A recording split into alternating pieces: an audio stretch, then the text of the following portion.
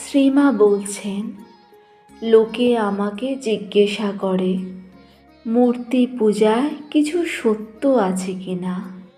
আমার সহজ বুদ্ধিতে আমি বুঝি যে যেই আদিকাল থেকে কত লোকে মূর্তি উপাসনা করে মুক্তি পেয়ে আসছে, এটা কি কিছু নয়? আমাদের ঠাকুরের ওরকম সংকীর্ণ ভেদ বুদ্ধি ছিল না। সাধু পুরুষেরা সব আসেন মানুষকে পথ দেখাতে।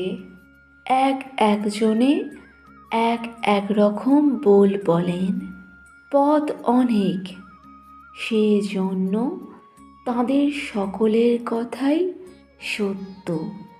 শ্রীমা বলছেন, সাধন মানে তাঁর পাদপদ্ম সর্বদা মন রেখে তাঁর চিন্তাতে মনকে ডুবিয়ে রাখা।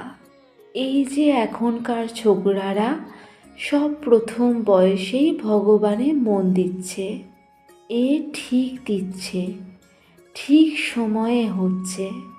মা বলছেন, বাবা, সাধন বলো ভজন বলো সব এখন এই বয়সেই করে নেবে। মা বলছেন, বহু তপস্যা করলেই এই মন শুদ্ধ হয়। সাধন বিনা শুদ্ধ বস্তু কভু না মিলয়।